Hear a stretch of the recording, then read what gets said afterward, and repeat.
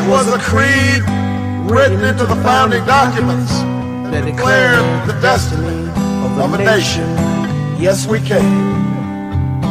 It was whispered by slaves and abolitionists as they blazed the trail toward freedom. Yes, we can. Yes, we can. It was sung by immigrants as they struck out to distant shores, pioneers who pushed westward against unforgiving wilderness. Yes, we can. Yes, we can. It was the call of workers organized, women who reached for the ballots, a president who chose the moon as our new frontier, and a king who took us to the mountain. On the 15th of February, the day after St. Valentine's Day, and of course a happy St. Valentine's Day to everyone, belated of course, and our friend Susan who got 50 roses. Oh well. Anyway, nonetheless, Glenn's doing a very good job there. Our episode today is Facebook for Hire. This is inspired by an article in Wire magazine, which we will enclose on the 15th of... Oh, we already done that. Sorry about that. Nonetheless, from WBRN Radio in Boston on the Boston Red Network, off we go. This is an interesting article here. We read the article. It was out on the 12th of February, of 2018, by Nicholas Thompson and Fred Volkstein. Anyway, inside the 2 years that shocked Facebook and the world, I'm not certain if it shocked Facebook and the world, but how a confused, defensive social media giant steered itself into disaster, and how Mark Zuckerberg, is trying to fix it. One day in late February of 2016, Mark Zuckerberg sent a memo to all Facebook workers to address some troubling behavior in the ranks. His message pertained to some walls at the company in Menlo Park headquarters, where staff is encouraged to scribble notes and signatures. On a couple of occasions, someone crossed out the words Black Lives Matter and replaced them with All Lives Matter. Zuckerberg wanted whoever was responsible to cut it out. Black Lives Matter doesn't mean other lives don't matter, he wrote. We've never had rules around what people can write on the wall. The memo went on, but crossing out something means silencing speech, and one person's speech is more important than another's. The defacement, he said, was being investigated. All around the country at about this time, a debate about race and politics were becoming increasingly raw. DJ Trump had won South Carolina primary, lashed out to Pope over immigration, probably integration too, but anyway, and earned enthusiastic support from none other than David Duke. David Duke from Louisiana ran for Senate there on a white supremacist program. Hillary Clinton had defeated or stolen the Nevada primary from Bernie Sanders. Only to have activists from Black Lives Matter interrupt a speech of hers to protest racially charged statements she made 2 decades before, and on Facebook, a popular group called Blacktivists was gathering traction and blasting out messages like American economy and power were built on forced immigration and forced migration, and torture. When Zuckerberg's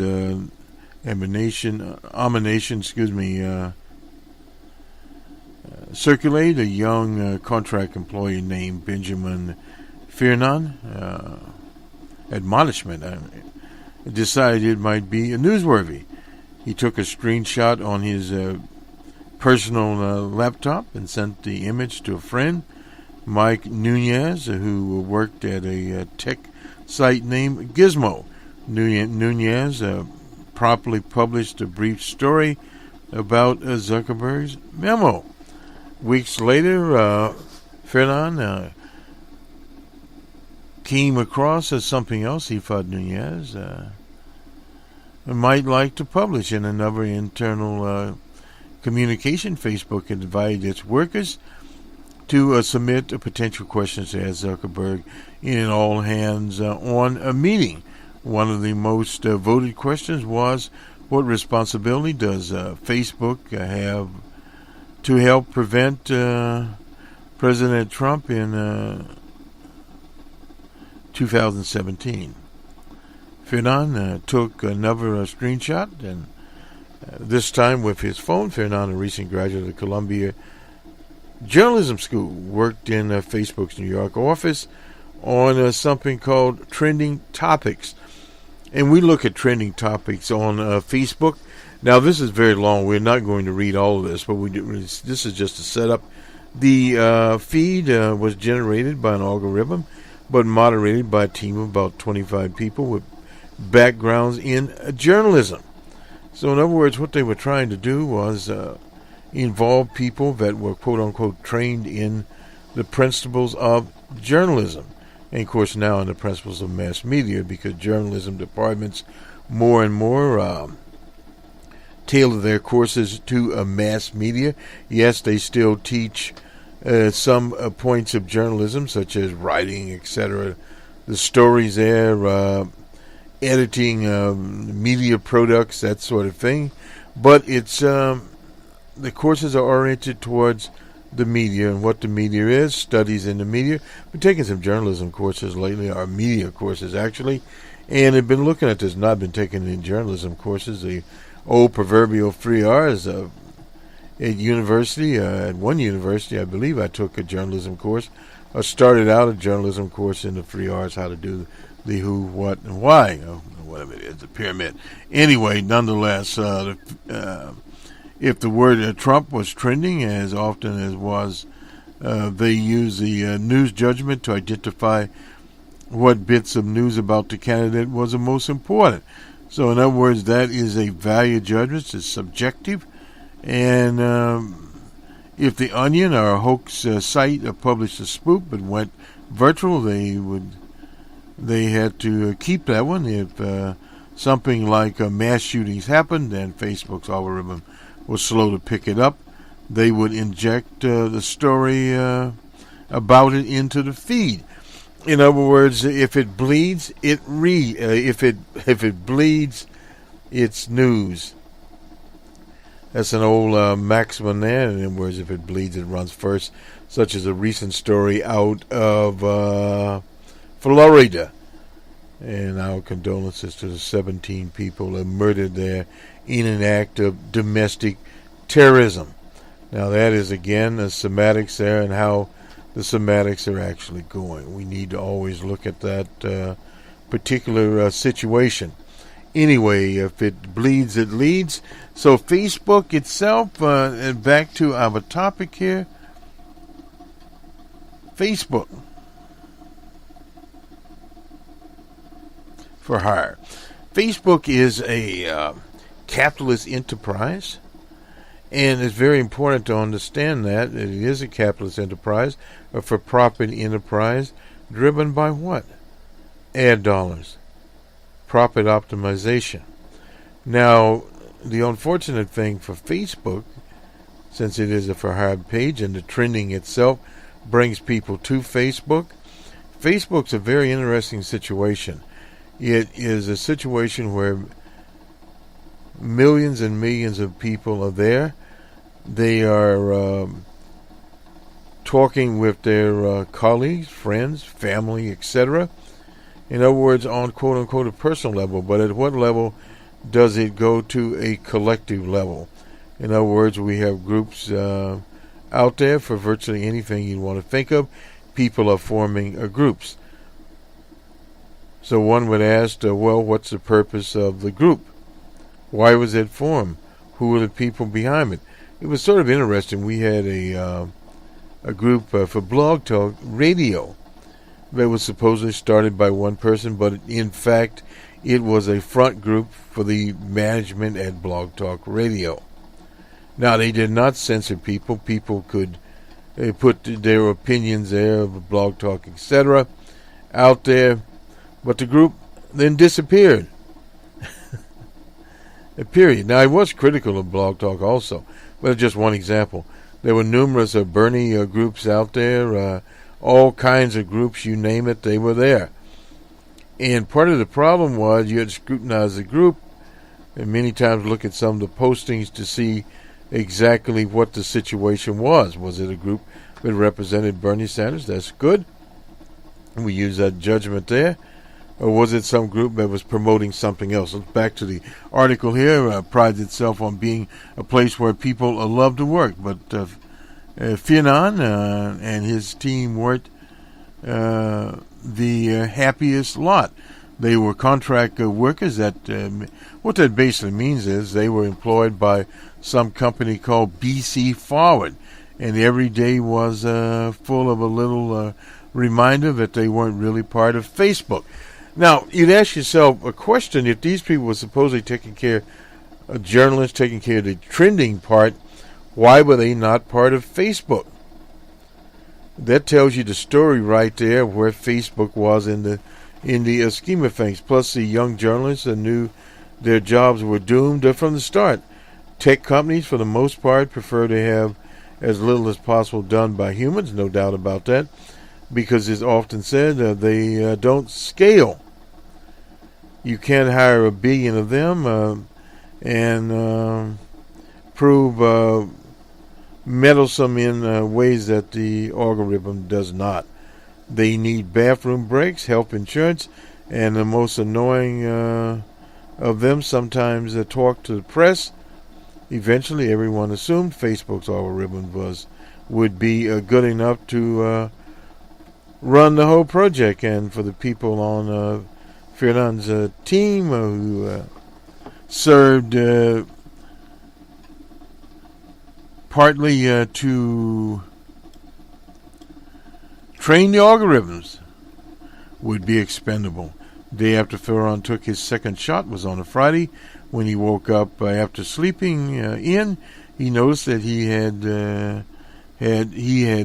about a 30-minute notification from Facebook on his phone. When he replied to say it was his day off, he recalls he was needlessly asked to be available in 10 minutes. Soon he was on a video conference with Free Facebook workers out there. Sonia Ajoya, the company's head of investigation, and according to his recounting of the meeting, she asked him if he had been in touch with Nunes. He denied that he had been. Then she told him that she had their message on GChat, which Fianon had assumed weren't accessible to Facebook. He was fired on the spot. Please shut off your laptop and don't reopen it, as she instructed him. The same day, Ajara had another conversation with a second worker named Roy Vezrilla. Several years before, he and Fianon had shared an apartment with Nunes. Vezrilla said he hadn't taken any screenshots, and he certainly hadn't leaked them. But he had clicked likes on the story about the Black Lives Matter, and he was friendly with Nunes on Facebook. Guilty by association. Do you think leaks are bad? As Hura, that's AHJA, demanded to know, according to Vezrilla, he was fired too. The last he heard from his employer was a letter from BC Forward. They should have been named BC backward. The company had given him $15 to cover an expenses, and he wanted it back. The firing of both Mr. Fianon and Vezrilla set the trending topics team on edge. Nunez kept digging for dirt. He soon published a story on an internal poll showing Facebook's interest in fencing off Trump. Then in early May, he published an article based on conversation with a third former trend worker. Under a blurring headline, former Facebook worker, we routinely suppress conservative news. The piece suggested that Facebook's training team worked like a Fox News fever dream with a bunch of biased creators, interjecting liberal stories and blacklisting conservative ones. Within a few hours, the piece popped up on a half dozen highly trafficked tech and political sites, including the infamous Dredge Report and Birdbar. We don't hear very much of old Dredge anymore. He was, I guess, put out of the business more or less. He's still in business as far as I know, but by all the other gossip sites, etc., that are out today. The post went viral. But the ensuing battle over trend topics did more than just dominate a few news cycles. As a general rule, if a story dominates a news cycle more than 5 days, now if it starts, say, on Friday, the favorite news to dump things out because people aren't paying attention, but with social media, not necessarily so. So, in other words, if it is out on Friday and you hear a little about it on Saturday and it hits the Sunday talk shows, doom and gloom set in, and if it's there Monday, Tuesday, Wednesday, Thursday, in other words, if it lasts 5-6 days, you got a problem like with General Kelly. Wire spoke with 51 of current or former Facebook workers for this article, many of whom did not want their names used because they would be fired. For some, for reasons anyone familiar with the story of Mr. Fernan and company would be, one former worker asked that a Wire reporter turn off his phone. No doubt. So, the stories are varied, but most people are told basically the same tale, like a cookie cutter. A company and a CEO whose techno-optimism had been crushed as he learned the myriad of ways their platform could be used for ill. And of an election that shocked Facebook, even as the fallout put the company on the siege, a series of external threats, defensive internal calculations, and false starts that delayed Facebook's reckoning with the impact of global affairs and its users' minds, and the tale of final chapters of the company's earnest attempt to redeem itself. Well, Facebook did. Old Zuckerberg finally went on the road and had listening there. The story of Facebook, all-consuming growth, is particularly the creation of a myth of our information era. What began as a way to connect with friends at Harvard became a way to connect with people at other elite schools, and then all schools, and then everywhere. So there we go. Its messenger app started competing with email and texting. You can use that. I know I talked to H and on it, not on the app, but on the message thing on Facebook. Being not a Facebook person, now this is very important to understand that Facebook many times is used on a personal level, and that personal level gets interwound with these stories, political stories and what have you. But in our case, Boston Red Facebook, which has been turned into Boston Space Red, as a person, it is an organizational Facebook, not my personal Facebook page. I don't have one, but it is a situation where people come on it, all kinds of people. There's some people there that I've known for 20 or more years. Other people I've known for a few years. And there are other people that we've had relationships with that are still there. And people we've had political relationships, and other people that have come along. And there are people that are on our quote-unquote wall, various different organizations. Sometimes things pop in there. That's the randomness of Facebook. It has a tendency to do that situation. So that you have to take into effect. As far as the trending, I very seldom pay attention to it out there because, again, it is a subjective thing. But many times, like, for instance, you'll look at Facebook, and no doubt the shooting in Florida is one of the big trending things. But as powerful as that original insight, Facebook's expansion has been driven by sheer breath. Zuckerberg has been a determined, even relentless steward of the company's manifest destiny. When you start using terms like manifest destiny with an uncanny kick for placing the right bets in the company's early days, move fast and break things wasn't just a piece of advice to his developers. It was a philosophy that started to resolve countless delicate trade-offs, many of which involved personal privacy. We'll get to that in a minute, in ways that best favored the platform's growth. In other words, it is an enterprise that is a for-profit enterprise. When it came to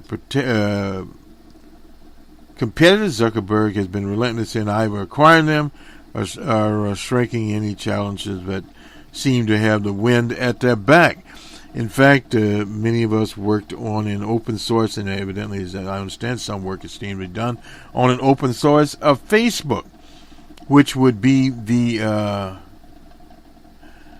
best possible solution to the problem of Facebook. Because anytime you get a private enterprise in the business of deciding what you read, you have got some problems. Period.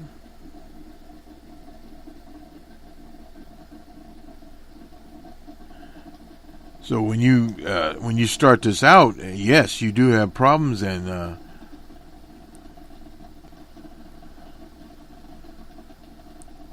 anyway, so back to the story. I was just looking at sheer brow. In other words, that is a piece of meat. Interesting they use that term. So, in fact, it was besting just such rivals that Facebook came to dominate how we discover and consume news. Now, this in itself is a very disturbing factor. The most existing social network for the distributing news online wasn't it? It was Twitter and DJ Trump.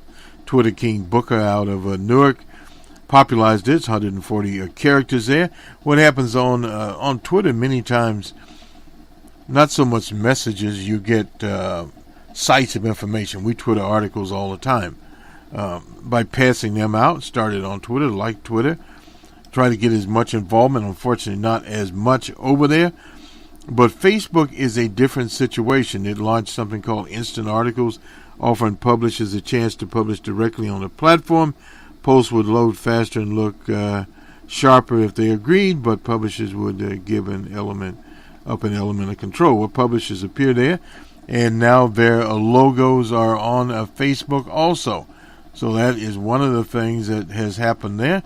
And let's get this in here.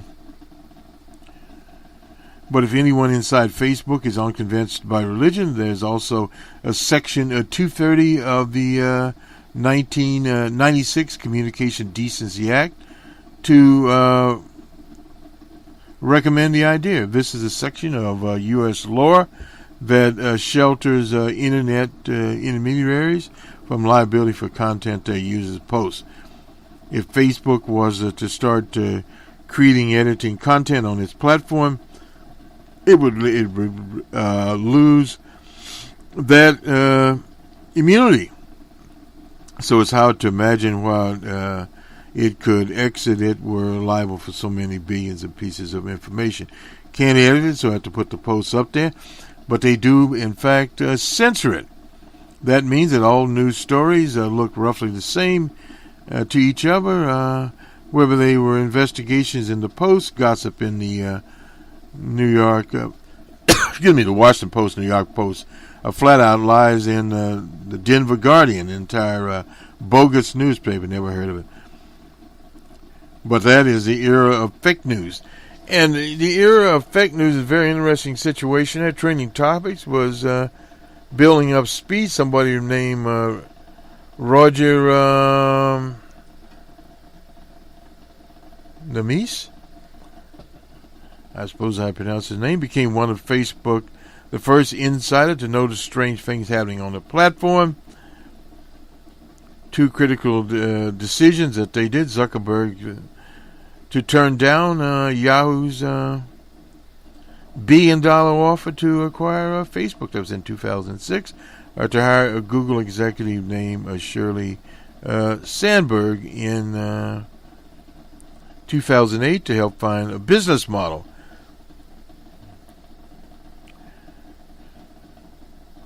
McNee was no longer in touch with Zuckerberg much, so he was still an investor. Things related to the Bernie Sanders campaign, I began observing memos ostensibly coming out of a Facebook group associated with Bernie that couldn't possibly have been from the campaign. Well, that's one of the situations. That's always been back to Dick, I can't think of his name right now, Turk, an infamous trickster. And then they had Segretti. If you remember Segretti back in the Watergate scandal, had all kinds of tricks. Well, these are just extended and amplified on Facebook. So people there, if they look at the trending topics, and you have to also understand Facebook has millions of users, some sophisticated, some not. And it's not a Twitter where it has only 140 characters.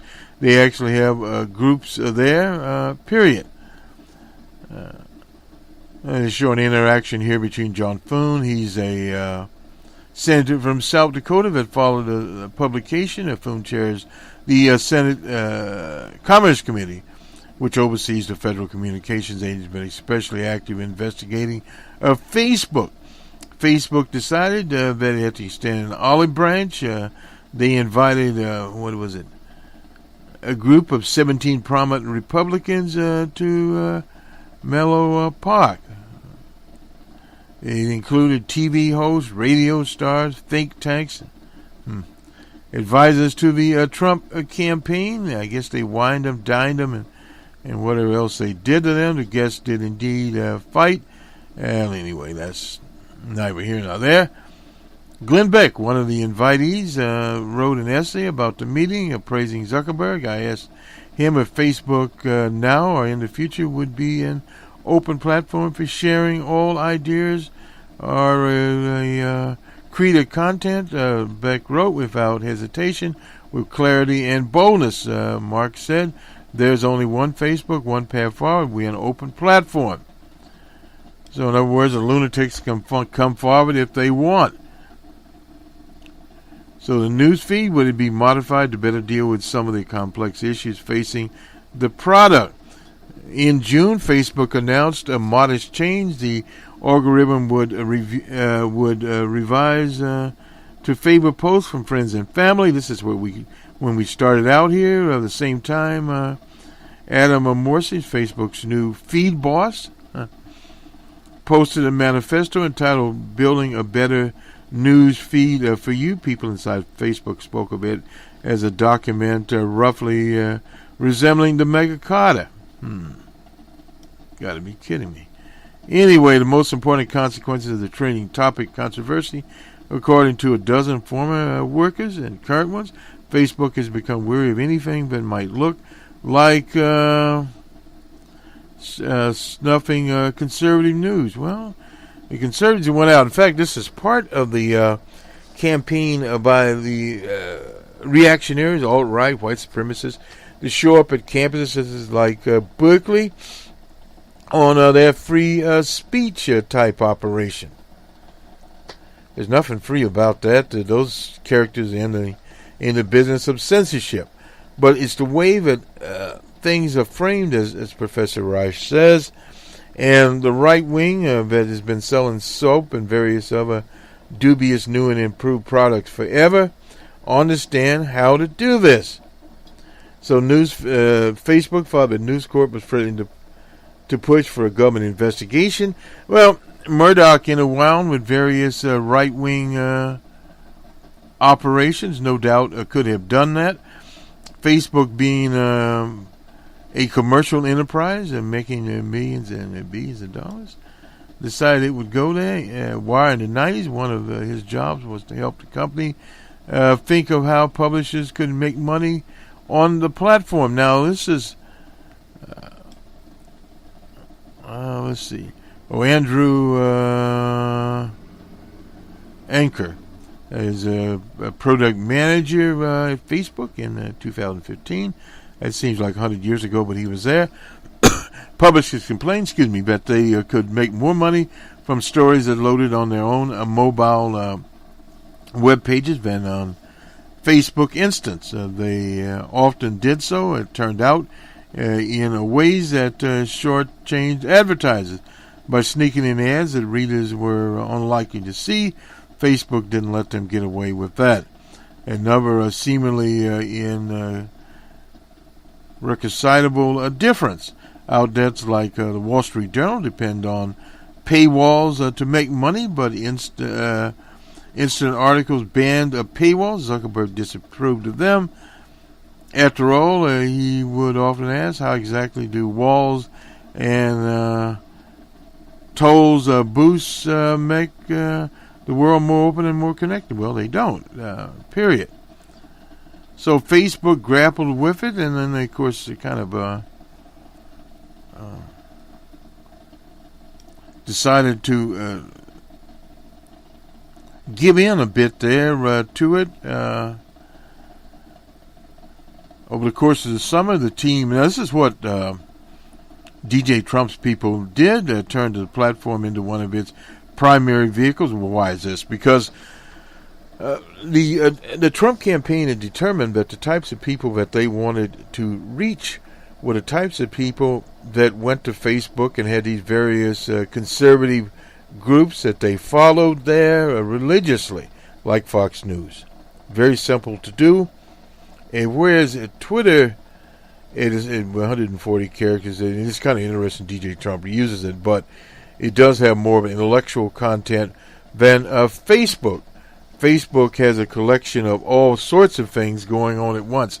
The election is being rigged by the media pushing false and unsubstantiated charges and outright lies in order to elect crooked Hillary.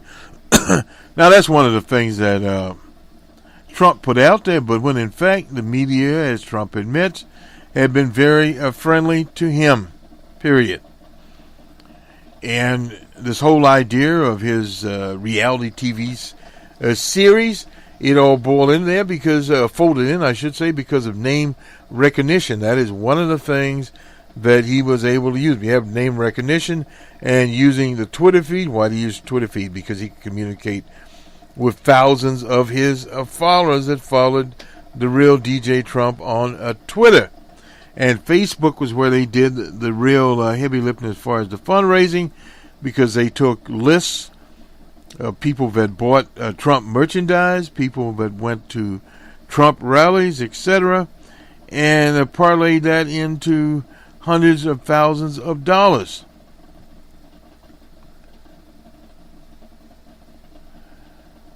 So this was what the bottom line, days before the Sunday evening, 9 days before the election, and McMee, I guess is pronounced that, emailed a 1,000-word letter to Sandberg and Zuckerberg. I'm really sad about Facebook. It began. I got involved with the company more than a decade ago and have taken a pride and joy in the company's success. Until the past few months, I'm disappointed, I'm embarrassed, and I'm ashamed. It's easy to recognize that the machine you built to bring people together is being used to tear them apart.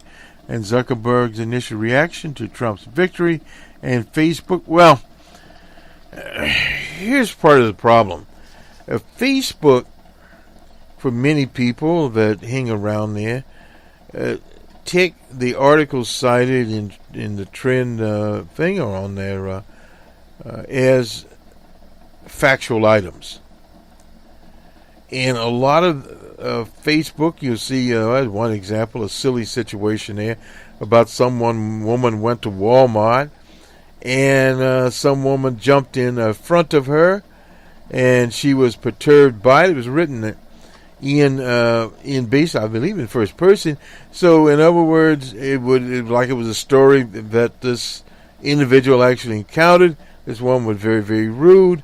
And so what she effectively did was she took the shopping cart of the woman's products and absconded with them, and left the woman in the parking lot. But at the end of the thing, it said to please repost this article. So it was written by, by a third party. It was put up there as real. But anyway, this would be a fake event there. I haven't got it all. I should have cited, but I'll have to ask somebody about it. Anyway, you get the whole idea there. Many times these things will come up as an actual factual event that was basically orchestrated. Well, orchestrated things happen all the time on Facebook and anything else, and that is what happens. As Tristan Wright, I guess I'm Tristan Wright, I think. Yeah, Tristan Wright. When this is connected with a former Google and design Ephesus, Tristan Harris. That's when they appeared together on Bloomberg TV. Harris had by then gained a national reputation as the conscience of Silicon Valley. Never heard of him. Had been profiled on 60 Minutes and in the Atlantic magazine, which liberal Northeast intellectuals and wannabes everywhere read. And anyway, so this thing sort of enhanced there, and then we get to the point here. We move on here. Mutual awareness sharpened to enmity in the wake of the election and didn't make life easy. Campbell Brown. Now, Campbell Brown used to be at NBC, I believe. She was a conservative journalist. Anyway, was to head off to another Facebook listening post, sort of like a focus group. Brown and Chris Cox, Facebook's chief product officer, invited a group of characters there. They were in Brown's Manhattan apartment. Cox, a quiet type, referred to as the Ryan Gosling of Facebook products, took the blunt of ensuing abuse. Of ensuing abuse, Basically, a bunch of us just laid into him and how Facebook was destroying journalism. Well, first of all, Facebook was not set out to destroy Facebook journalism. Bring it up. Brown's team would become confident that their efforts were valuable within the company. He published Zuckerberg himself the corporate manifesto. Remember that manifesto coming out. Brown and others at Facebook saw the manifesto as a sign, but Zuckerberg understood the company's profound civic responsibility. Well, he understood federal law. That his immunity could go away. Others saw the document as a grandiose showcasing Zuckerberg's tendency to suggest that the answer to nearly any problem is for people to use Facebook more. It's in fact for people to use Facebook less. Anyway, there are instances out there.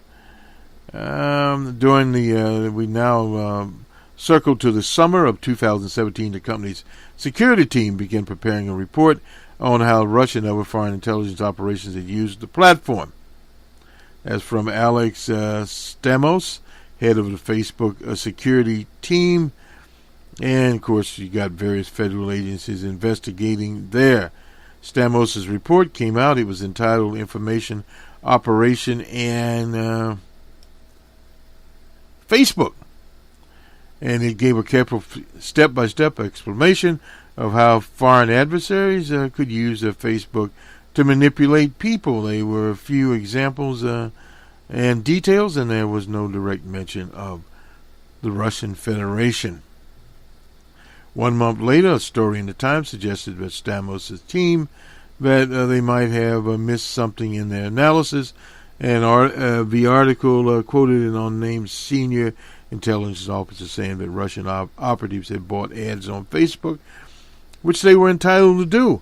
One of the things to remember is that the U.S.-backed NGOs in the Russian Federation during the elections bought ads, signed posters, hired people, and interfered there. A Russian group called Internet Research Agency that had been designed to manipulate political opinion in America. There was an example of a page called Heart of Texas, which pushed the succession of the Lone Star State. Remember that going on. So they set it up there. Anyway, when Facebook finally did find the Russian propaganda on its platform, they Discovery set it off a crisis, a scramble. Everybody's up in the air about it, but that's been there before. Right-wing people have used it, and let's see. The Russians had paid $100,000. This is why it's a business platform for roughly 3,000 ads aimed at influencing Americans there. But one thing has to be remembered, like this Texas Lone Star Independence scheme, the group may have been there, but at the same time, there's been that sentiment in Texas since Sam Houston. The way the Russians used the platform was neither a surprise nor an anomaly.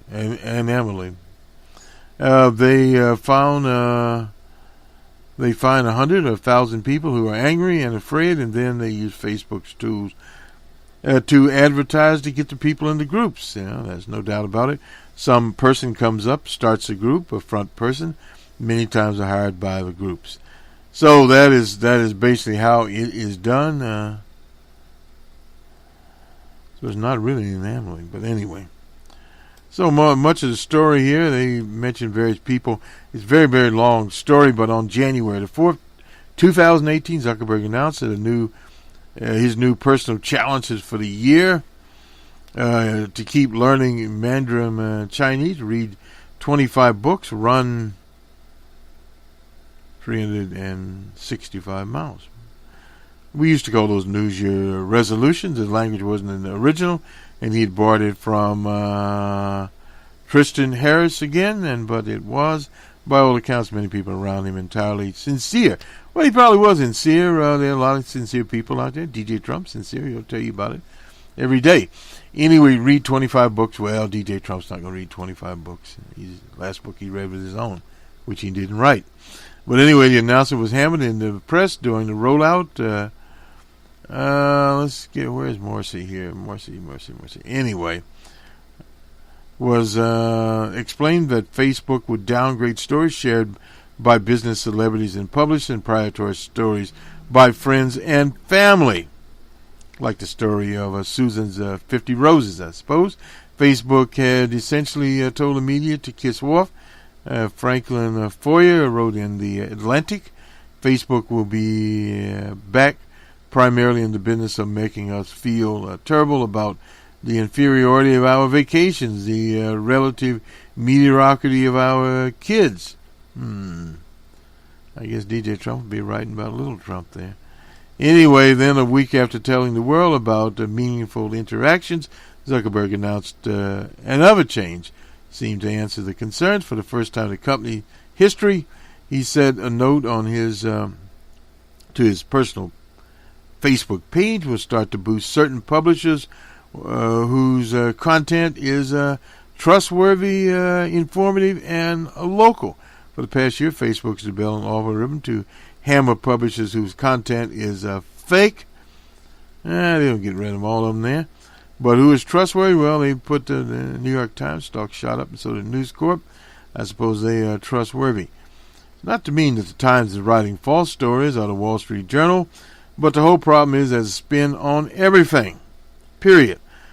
When messaging took off, Facebook bought WhatsApp, and when Snapchat became a threat, he just copied it. So in other words, there we go. You can be a copy. Let me just finish this up. A year also altered Facebook's fundamental understanding about whether a publisher is a publisher or a platform.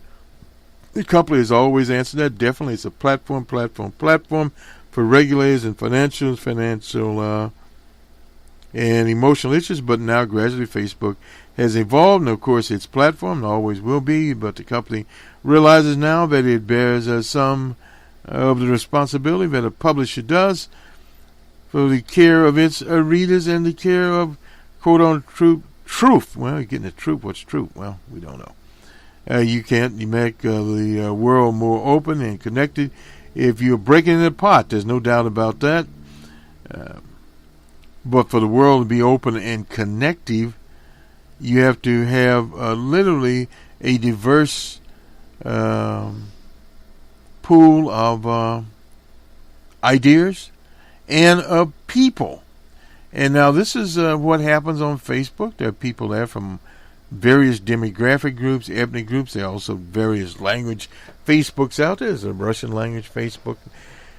But in other countries, the Chinese have their own quote-unquote Facebook type product. They're all around. As we said when we started this, the answer is an open source type of Facebook. It could be realized. Basically, you need developers, but there are developers out there, and the developers started on it. It could be out there, and then, of course, what you have is to build a platform and raise enough money to host your platform and get the word out. And then you would start to turn. And what has happened here? George Soros is correct on this. The European Union, various other regulatory agencies in various other countries such as China, etc., and the U.S. is trying to do this, is block some of the content out. And of course you have content on there, as we'll put this up, that a few people will look at it, but not great numbers. Now, it's not one of the trending things like the shooting in Florida, where you'll get millions of people trending to it. And that is where Facebook actually makes money, because that attracts people to the platform. Thus, they put ads in for everything, you name it. They try to localize the ads by an IP address, even if it's not your IP address. And then you have other products shooting up there. So this is, hopefully, you get an idea of Facebook is for hire, and it will continue to be for hire unless it turns into an open source platform. But Zuckerberg and company have made billions of dollars, and they decide to, they do have a foundation. Remember, he was supposed to give some money in Newark, and they never saw the money.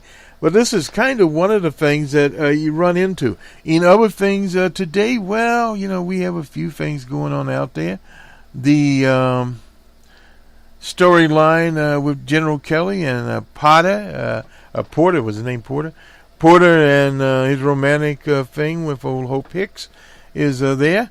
And also we have DJ Trump and the what they call a woman a porno star, ex-porno star, an adult entertainment star, big in the I think, was it Clifton is the name? Anyway, they found out that the so-called letter or a message sent out by her, the signature was forged.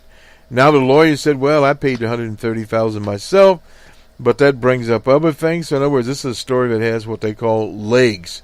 So it has legs there, but does it hurt DJ Trump? Well, no. DJ Trump's a known philanderer. And then there's a case of the Dreamers. Well, DJ Trump only supports a certain bill. There's been tried a bipartisan thing in the Senate. Will the people in the Senate ever get the bipartisan thing off the ground? Probably not. So in other words, that didn't go. They give DJ Trump a little piece of his fictitious wall, but they dole it out. I think it's $25 billion involved there, but only $2.5 billion there. And then there's a situation with coming inflation. Americans always worried about inflation. This economy could stand 2.5, perhaps even 3, without coughing too much. But prices are going up. There's no doubt about that. And where will consumer demand go? Well, we have indications starting to drop. That in itself has more impact on DJ Trump been the Russian investigation, etc., various other things happening around his scandal-ridden administration. More people can't get security clearances, so they are resigning. Anyway, we'll do the sports now, and we'll have a Friday Jobber. And there's also some things coming out of the Wellstone. We'll have more on this.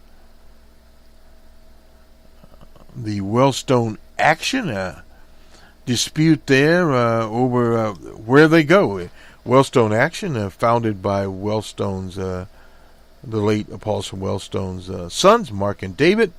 They've been banished from the board, and some other key Wellstone people left over from 18 years ago when he died. So, in other words, there is a situation out there. 15, well, I said 18, and well, actually, be 16 years ago, I suppose, this October. Anyway, nonetheless, the legacy is there. It's divided. A difference of opinion there in Minnesota. One of the first candidates of Wellstone Action, they call it, was a man now running for governor there, Tim Walz. He's a representative in the southern part of Minnesota. So the board answer to the criticism in this direction was to get rid of the Wellstones, and the former treasurer there, Wellstone's former treasurer there, Con. Anyway, he was a character that made this notoriously emotional speech at Wellstone's memorial, and subsequently ended up with the Democratic Party losing that Senate seat. They were killed. His wife and their daughter. 8 people were killed in northern Minnesota. That was on the 25th of October 2002. So it'd be 16 years ago this October that they were killed, and the DFL party, as it's known, ended up losing Paul Wellstone's seat, because the conservatives were again able to parlay some of the comments at his memorial to use to their advantage. They got the turnout there, and I suppose the rest was history in that Senate seat. It unfortunately happened. So now this dispute comes about. Should they be in the training business, or should they go into activist business? I agree with the Wellstone, with David and a company, that they should start to move towards the activist situations, Mark and David. Well, anyway, there probably will be another situation. I think there was another article about the family name, whether or not they would be able to use the family name. So it may or may not be called a Wellstone Action in the future. But nonetheless, on to the NBA, where we do have some action.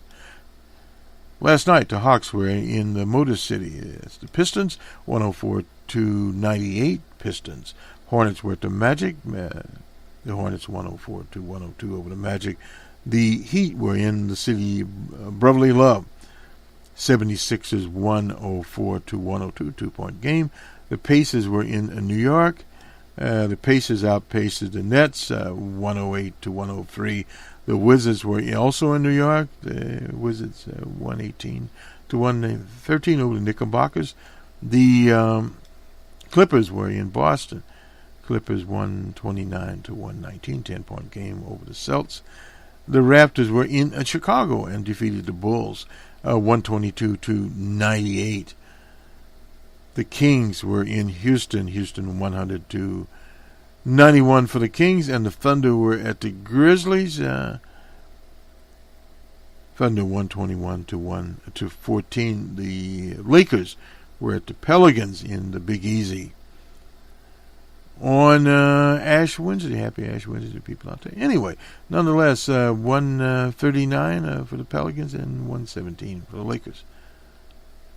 The Sun were at the Jazz 107-97, and the Warriors were in Portland, 123-117. Trailblazers. On we go to college basketball. Villanova, number 2, and Providence 76. 271 there, Seton Hall, Xavier 102 to 90 for Seton Hall, Kentucky, and Auburn number 10. 76 to 77, 10-point game, Auburn. And in overtime, Clemson and Florida State 81 to 79, Virginia Tech and Duke. Duke's ranked number 12 this time around, 74 to 52, handily defeated Virginia Tech, Duke again. And Iowa and Michigan, number 22, Michigan 74 to 59.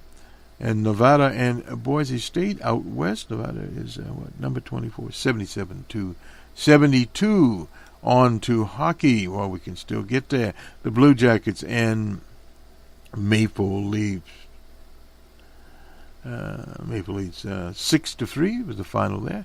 Canadiens and the Avalanche. The Canadiens were shut out by the Avalanche 2-0. The Panthers and Canucks. The Panthers of Florida. At 4-3, Canucks of Vancouver. That does it for sports. That will do it for us. We'll see you on Friday Java on WBRN Radio and the Boston Red Network on Friday. And the week that was, we'll also have a Numbers Man. That's our macroeconomics program. Have some inflation news, some consumer news, etc. We'll be talking about that on the Numbers Man part of WBRN. And we'll get the open source report out here finally. We should have got it out here, but number of things going on. We were traveling the week before. We finished the Google Developers Conference in one piece. And so now we're back to basic business. Good day.